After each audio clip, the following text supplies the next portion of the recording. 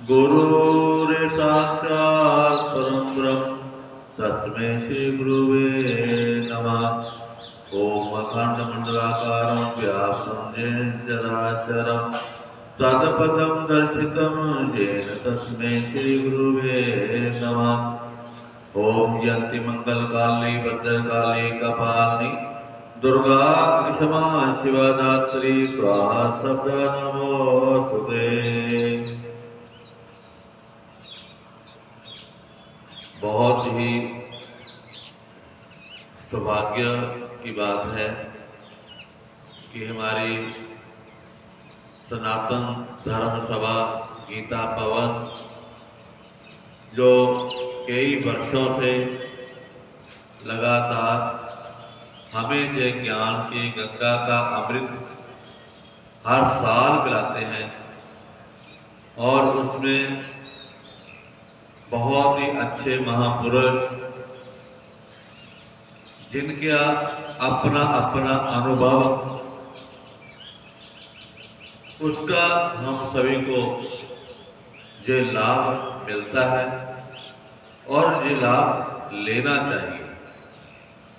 तो इसी श्रृंखला में सनातन सभा के प्रधान सरपंच श्री श्याम मुरारी जी, जिनका उद्देश्य अपनी मर्यादा, अपनी संस्कृति और अपने धर्म का संरक्षण करना और उसका हमें आदेश देने वाले महापुरुष, जिनमें परम सदाचार, परम श्रद्धेय, परम पूज्य श्री राही जी, जो मंच का संचालन बहुत अच्छे तरीके से करते हैं, उन्हीं के बीच में परम सत्कारजोग, परम श्रद्धेय और मेरे बड़े ही प्रिय स्वामी विक्रम देव जी महाराज एवं परम श्रद्धेय, परम सत्कारजोग कठुआ से पधारे परम पूज्य सत्कारजोग संत श्री मदन दास जी महाराज, जिनके पास अथाह भंडार है हमारी गाथाओं का, चाहे वो भक्ति रस वाली हो, वीर रस वाली हो, उनके पास इतना बड़ा भंडार है।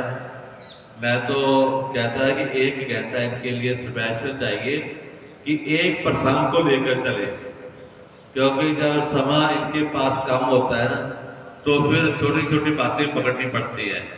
तो जो एक संकली बनती है ना हमारी मर्यादा की, उसको फिर समझने में थोड़ी दिक्कत हो जाती है।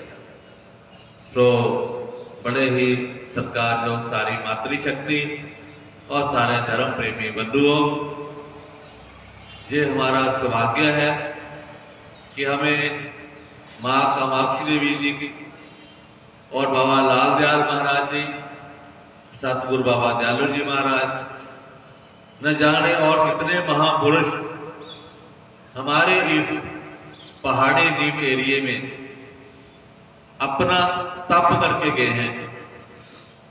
जो तप है वो सदा रहता है, शरीर नहीं रहता, लेकिन जो महान आत्मा है वो हमेशा अपने एरिया में विचरती रहती है।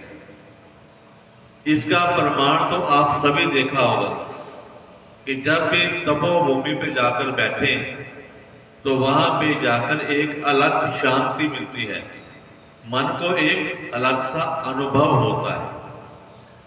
तो हमें ये 3 दिन जो है इसमें ज्ञान योग, भक्ति योग और कर्म योग, इंसान का जीवन सफल बनाने के लिए ऋषियों ने तप किया, ज्ञान अर्जित किया और उसके साथ हमें ग्रंथ बनाए।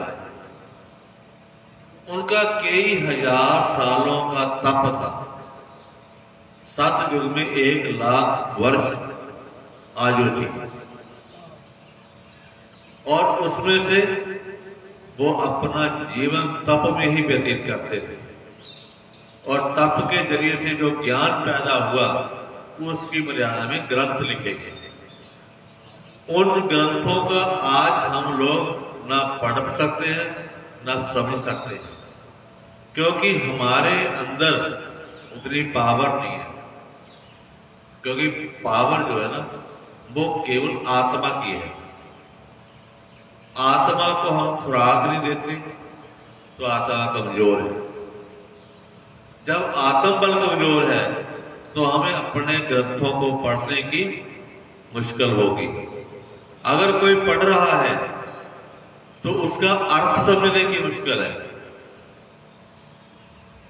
अगर ये कार्य उसी समय के मुताबिक आज हो जाए, जैसे उस समय में बच्चे को बचपन से ही ज्ञान देना शुरू हो जाता था, क्योंकि माता पिता खुद ज्ञानी थे, वो एक परंपरा चली थी।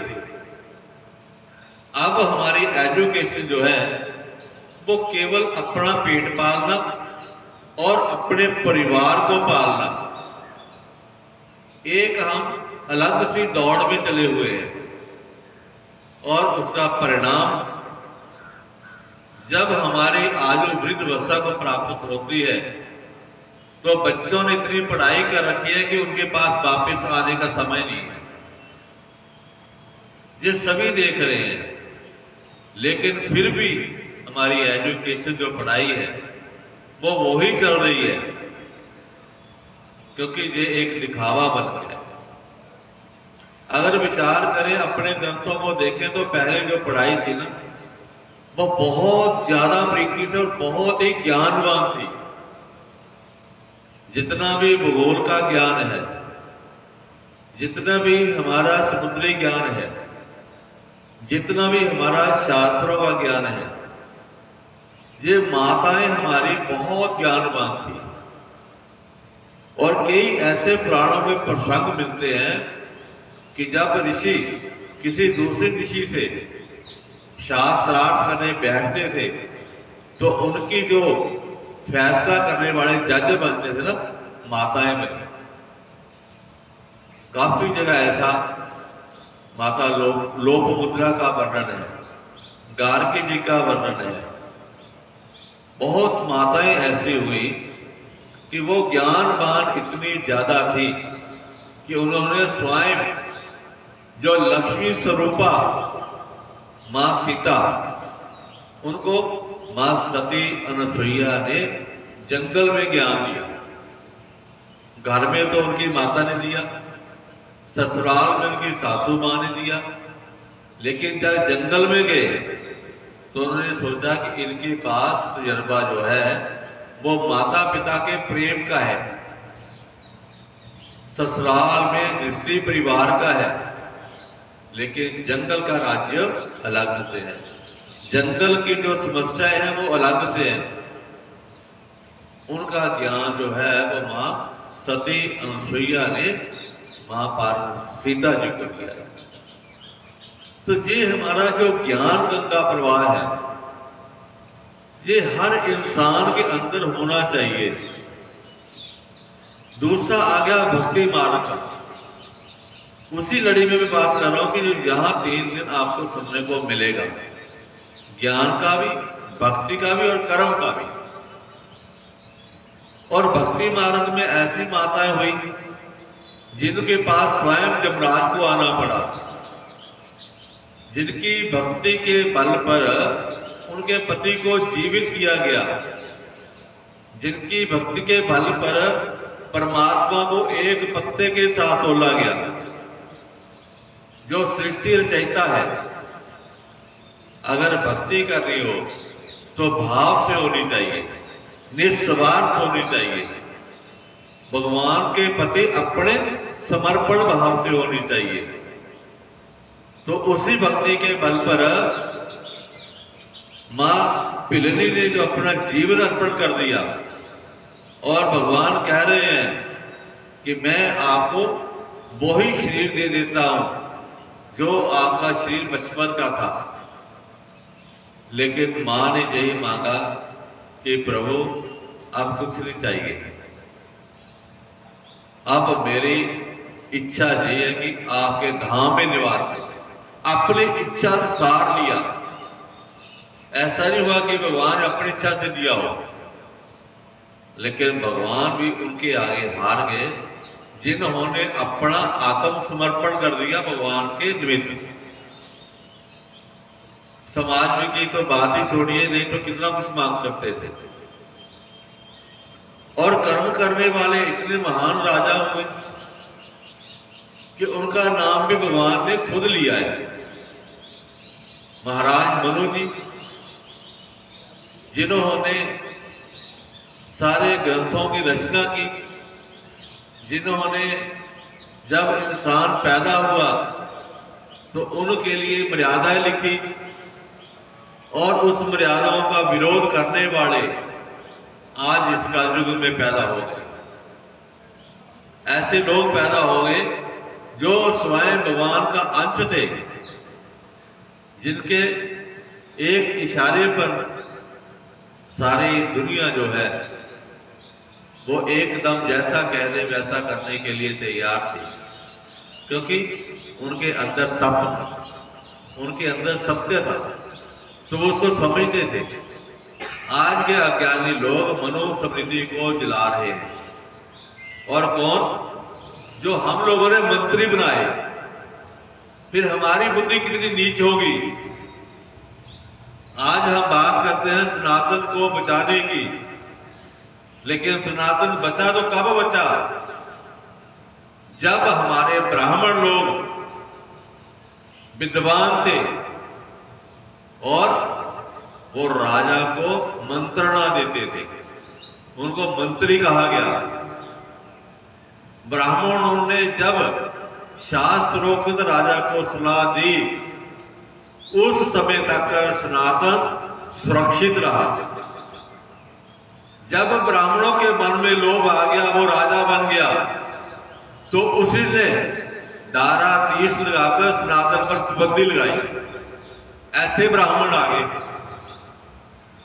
और हमारे क्षत्रिय जो राजा थे, शक्तिशाली थे, राज्य की सुरक्षा करते थे, राज्य का संचालन करते थे, वो नौकर बन गए। वो उस सेना का एक हिस्सा बन गए, सिपाही बन के खड़े हो गए।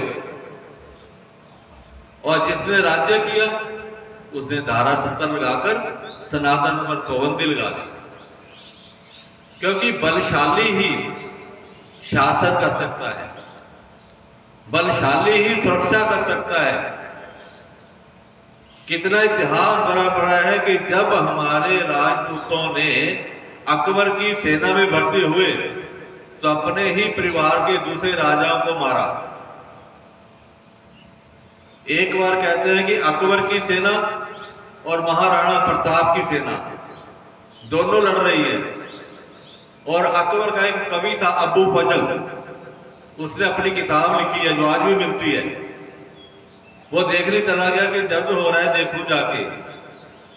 तो जब उसने देखा तो एक तरफ केसरी पटके, एक तरफ वो मुगलों के अपने चिन्ह वाले पटके। तो उसको थोड़ा देखकर दुख लगा अबू फजल को कि ये तो बहुत सेना मर रही है। लेकिन उसने जब आकर लिखने लगा कि जो सेना मर रही है वो कौन है, तो जब उसने लिखा कि ये तो राजपूत, ये हिंदू थे, तो उसके दोनों हाथ कलम छोड़कर अल्लाह की तरफ चले गए कि तेरा शुक्र है कि जो मर रहे हैं दोनों काफिर हैं, दोनों हिंदू हैं, चाहे हमारी तरफ से है या हमारे दुश्मन की तरफ है। वही हाल आज सनातन का इन लोगों ने कर रखा है, और उनको पावर देने वाले हमारे ब्राह्मण और राजपूती हैं। जब राज्य की बात आती है तो उन लोगों के साथ खड़े हो जाते हैं जो हिंदू विरोधी है, जो राम के विरोधी है, जो कृष्ण के विरोधी है। अब भी देखो जो राम मंदिर बना है उसका विरोध कितने लड़के कर रहे हैं। अभी पिछले दिनी हमारे देश में एक पक्खल वोट का मामला चला, तो जिन लोगों को हम लोगों ने वोट पाई वो सारे हमारे राम के विरुद्ध खड़े हुए, चाहे वो झाड़ू वाले थे, या आप वाले थे, या कांग्रेस वाले थे, या साइकिल वाले थे। मुझे यही नहीं समझ आती कि हम सनातनी कैसे हैं। वो बातें करेंगे धर्म को बचाने की, बातें करेंगे सनातन को फैलाने की, बातें करेंगे संतों को बनाने की, लेकिन जिसने कानून बनाना है वो जब हम समय आता है तो हम अपने धर्म के साथ गद्दारी करते हैं, अपने सनातन के साथ गद्दारी करते हैं। इन लोगों से बचने की जरूरत है। हमारे धर्म सम्मेलन तभी सफल होंगे जब हम सब लोग एक होंगे। यही बात जो जोगी महाराज जी ने बोली थी कि हम एक होंगे तो सेफ होंगे। हम केवल अपने निजी छोटे छोटे स्वार्थों में फंस के अपने देश का और अपने धर्म का नुकसान कर रहे हैं। इस बात पे हमें ज्ञान की जरूरत है। जब तक हमारे अंदर ये ज्ञान नहीं आएगा कि हमारी संतानों की सुरक्षा कैसे होगी, हमारे धर्म की सुरक्षा कैसे होगी, तब तक हम अपनी भक्ति भी नहीं कर पाएंगे। परमात्मा तो एक है, ये बात सत्य है, अटल है। जब कहता है कि दैहिक दैविक भौतिक तापा, राम राज्य में तो नहीं व्यापा, लेकिन अब जब व्याप रहे हैं तो उसमें कोई सुरक्षित नहीं है। सुरक्षित कब हुए? जब धर्म था, जब मर्यादा थी, वो राम का राज्य था। और रामायण में चौपाई है, दैहिक दैविक भौतिक तापा राम राज्य में कहीं ना व्यापा। तो राम राज्य की हम कल्पना करते हैं, राम राज्य का हम नारा लगाते हैं, लेकिन राम राज्य को लाने वाला कानून जो बनाएगा उसका समर्थन नहीं करते। जब तक हम वो नहीं करेंगे तब तक हम लोग अंतर आत्मा से परमात्मा के आगे मुंह दिखाने के लायक नहीं रहे। तो इसीलिए हमें ये अपनी एकता, अपने धर्म की सुरक्षा, अपनी मर्यादाओं परंपराओं की सुरक्षा, उसकी अगर हमें बचाना है तो हमें अपने धर्म की रक्षा के लिए इस मार्ग को बनाना होगा कि हम उसको करें जो हमारे देश की सुरक्षा के निमित्त ऐसा कानून ला सके। तो मैं बहुत बहुत धन्यवाद करता हूं सनातन धर्म सभा के सभी मेंबरों का कि जिनका ये उपराला है कि हमेशा संत समारोह ये 3 दिन की ज्ञान गंगा का प्रवाह करते हैं। और ये आशा करता हूं कि हमारा नीम पहाड़ी एरिया, ये भक्तिमयी वाला एरिया, ये मां आदि शक्ति भवानी का एरिया, इसके जो लोग हैं ये अपने धर्म को समझ पाएंगे, अपने धर्म की सुरक्षा कर पाएंगे, अपने संस्कृति का प्रचार प्रसार कर पाएंगे। इसी आशाओं के साथ मैं बहुत बहुत इनका धन्यवाद करता हुआ आप सबको बहुत बहुत परमात्मा कृपा करे कि आप सुख शांति समृद्धि के साथ भरपूर रहें। हरिओम तत्सत, हरिओम तत्सत, हरिओम तत्सत। प्रेम से बोलो सच्चिदानंद भगवान की। चाय प्रसाद लेकर के जाना है, फिर रात को 8 बजे आप बिल्कुल पहुँच जाओ, बल्कि 8 से पहले पहुँच जाओ हो सके तो, नहीं तो 8 बजे आप पहुँच जाओ। 8 से 10 बस रात की